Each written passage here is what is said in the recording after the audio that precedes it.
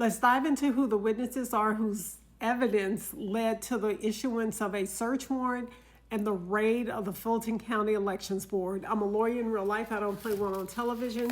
In order for you to understand why most people are dismissing this affidavit that led to the warrant, you need to understand who these witnesses are and how their claims have been recycled over and over and over, and they have been disproven over and over and over. So witness number one is described as a chemical engineer who taught at a technical college, and he began conducting research and analysis on the elections following the November 3rd, 2020 election. According to the affidavit, he filed a complaint with the Georgia State Board of Elections on July 8, 2022, alleging, among other things, that during the recount of 2020 election, there were 17,852 missing ballot images from the reported results on the Georgia Secretary of State's website. After he files his claim with the State Elections Board in May of 2024, the board considers his claims. They consider his allegations. In order to fully understand why it makes no sense that the FBI would rely on this person's claim in order to get a warrant,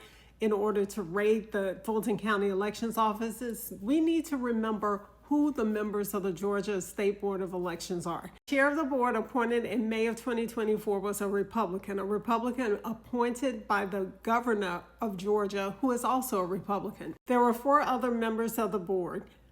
3 of them were Republicans, 1 appointed by the Republican Party, and 1 Democrat who was appointed by the Democratic Party. So you have a state election board that consists of 5 members, 4 of whom are Republicans. This May 7, 2024 meeting, the election board heard the findings of an investigator, and they discussed how they should handle the findings. So one of the first motions was made by a Republican, Dr. Johnston.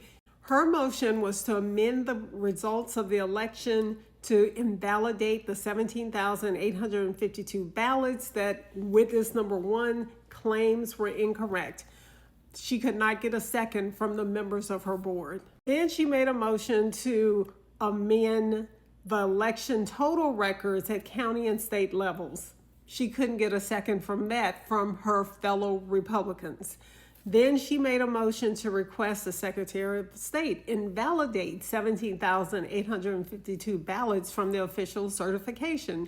She could not get a second for that either. All of her attempts to invalidate these ballots, the 17,852 ballots that this witness number 1 in this affidavit claims were inappropriate somehow, they all failed.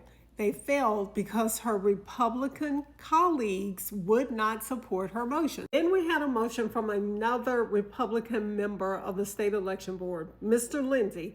He moved that they issue a letter of reprimand to Fulton County and enter a memorandum of understanding between Fulton County, the Office of the Secretary of State, and the State Election Board, outlining a mutually agreeable monitor for the 2024 election cycle by the next hearing.